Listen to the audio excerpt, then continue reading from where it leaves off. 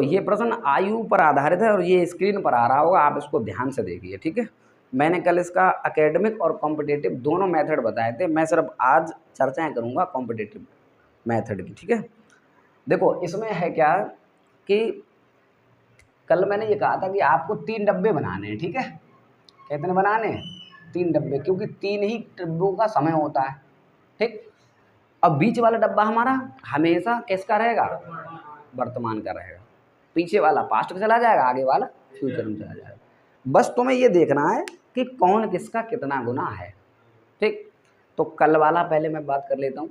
उसने ये कहा था कि 10 साल पहले पिता की आयु पुत्र की आयु से 12 गुनी थी। तो 10 साल पहले की बात हो रही है, तो थी वाला डब्बा ये है, तो 12 गुनी थी। तो तुम कोई सा नंबर मान लो, तो हम सबसे छोटा नंबर मानते हैं 1 और 12, 12 गुना है। वैसे तुम 2 और 24 भी मान सकते हो, 3 48 भी मान सकते हो, कोई भी मान लो, रेशियो सबसे छोटा माना जाता है, ठीक है। आंसर तब भी आएगा।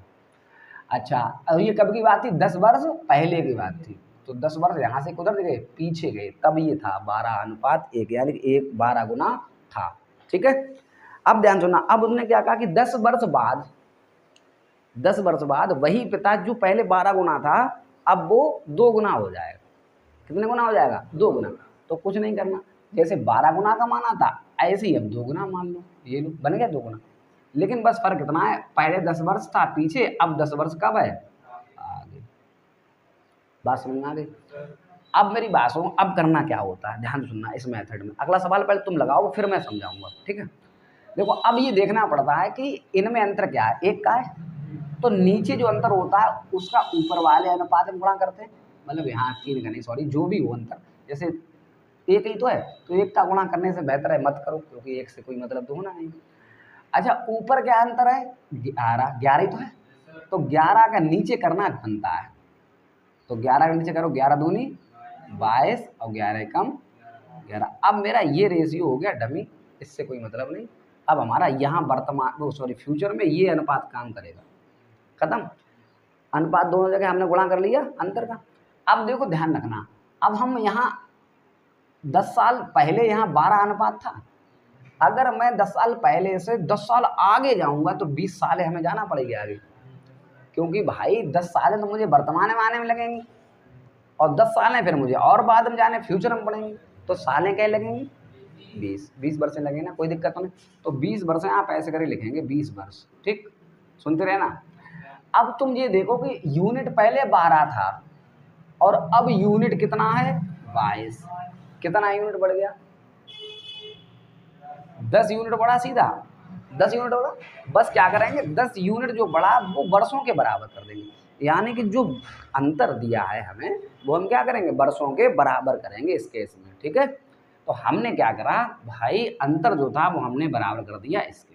अब मेरी बात सुनो, 10 यूनिट की वैल्यू 20 है, तो 1 यूनिट की वैल्यू 2 ही तो निकलेगी, भाग लगा लो आप। अब बस रह गया दिमाग लगाना, क्या पूछा।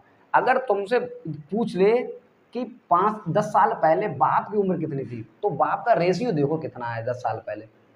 तो बाप का रेशियो 12 है, बेटा सीधा गुणा कर दो, 2 12 का सीधा, तो 12 दूनी 24, तो ये आंसर आ गया 24 साल। बात समझ में आ गई? अब बस रेशियो देखना है। अगर कह रहा 10 साल पहले बेटा कितनी थी, तो बेटा का रेशियो देखो कितना 10 साल वाला पहले वाला, तो 1 है ना, तो सीधा 2 का गुणा 1 करोगे तो इसका आंसर क्या आ जाएगा? 2 वर्ष। ये उम्र आ गई कौन सी? पहले वाली। तुमसे पूछी वर्तमान वाली। अब वर्तमान में हमारे पास कोई है ही नहीं गुणा करने के लिए, यहाँ जो हम गुणा कायम करें, तो यही तो बात है।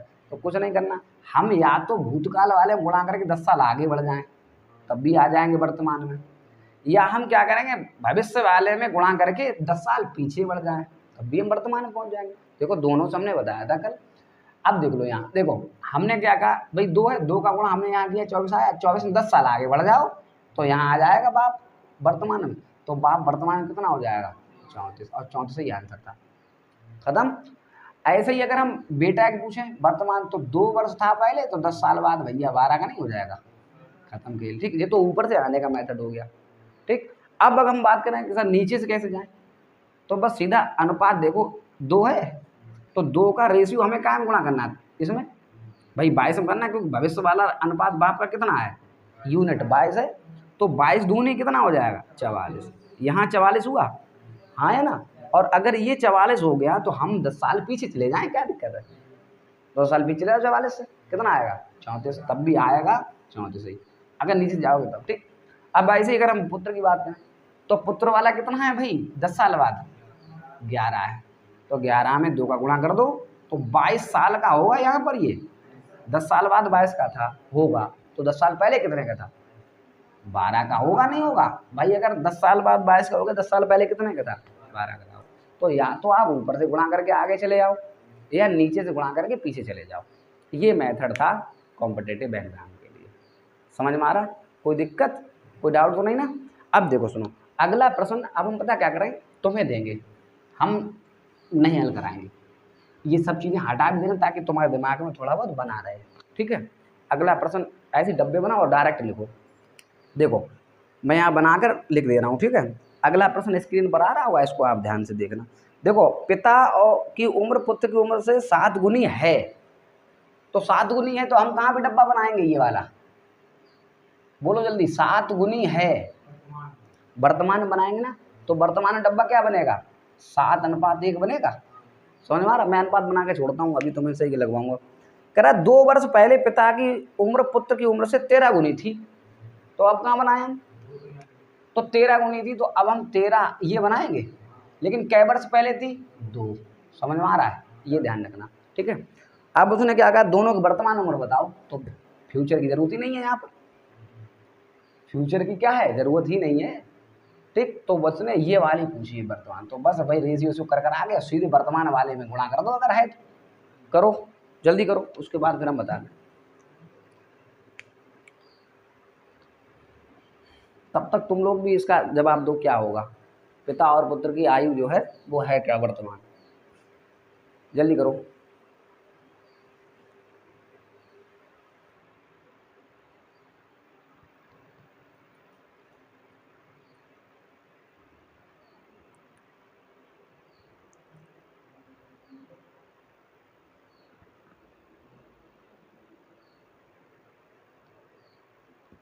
अंतर का फटाफट गुणा कर दो ऊपर नीचे, जल्दी जल्दी।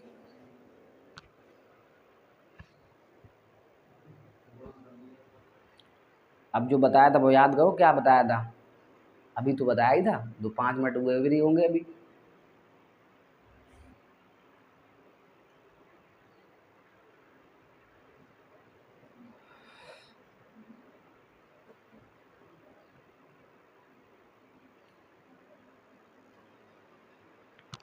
देखो अब सुनो, अब करना क्या है, हमने क्या बताया? ऊपर के अंतर का नीचे गुणा और नीचे के अंतर का ऊपर गुणा। तो ऊपर का अंतर है कितना? 12, तो 12 सत्ते 84 और 12 कम 12। ठीक, खत्म। अब नीचे कितना अंतर? 6, तो 6 का ऊपर करोगे तो 13 × 78 और 13 और इसमें 6 कम 6, खत्म। अब ये दो खत्म हो गया बात, अब हमारे यही तो बचे। अब देखो 78 से 84 यूनिट हम आए, तो कई यूनिट बढ़ के आए? 6। अच्छा, 6 यूनिट में सालें कई लग गई? 2। तो 1 यूनिट की वैल्यू कै साल के बराबर होगी? इसके बराबर होगी, नहीं होगी? हैं, तो 2 कम 2, 2 3 6, तो 1 यूनिट 1/3 के बराबर है। ठीक, वर्तमान में बाप का यूनिट कितना है? 84, तो 84 गुणा करेंगे। ठीक है, इससे आंसर निकलेगा बाप की उम्र का। और पुत्र का अगर करेंगे तो अनुपात, जो भी रेशियो एक यूनिट में कितने वर्ष है इतना है। अब इसमें करेंगे बाप का, वो उसका करना बेटे का, तो बेटे का अनुपात कितना है यहाँ पे? 12। तो जिसका पूछा उसमें गुणा करना है, तो बाप का पूछा तो बाप वाले में गुणा करो, बेटे का पूछा तो बेटे वाले में गुणा कर दो। तो भैया आ जाओ, इसको देखो काटो, 3 दूनी 6 बचे 2, 24 3 अट्ठे 24, तो बाप कितना हो गया? 28 साल का। अब ये बेटा 3 चौक 12, तो बेटा कितने वर्ष का हो गया? 4 साल। ठीक, अब चेक कर लो, उसने कहा था ये वर्तमान ही तो निकली, तो मैं चेक करना है ये वर्तमान है इस समय उम्र, और उसने वर्तमान ये कहा था कि बाप जो है बेटे से 7 गुना है, तो क्या 7 गुना तुम्हें लग नहीं रहा? देखो ना, 4 सत्ते 28, 7 गुना है नहीं भाई, सीधा सीधा चेक हो गया। अब पहले भी चेक करना है, पहले चेक कर लो। अब तुम कहोगे सर 2 साल पहले 13 गुना दिखाओ, था या नहीं था? 2 साल पहले 13 गुना होना चाहिए, तो आओ भैया, अगर बेटा इस समय 4 का 2 साल पहले 2 का रहा होगा, बाप इस समय 28 का है तो 2 साल पहले 26 का रहा होगा नहीं रहा होगा? अब बताओ बेटा से बाप का गुना है, जो 13 गुना है या नहीं है? तो चाहे तुम इससे चेक कर लो चाहे इससे चेक कर लो यार, सब एक ही सिस्टम है। ठीक है, खत्म। आज की सेवाएं समाप्त हैं, मिलते हैं कल। ठीक है।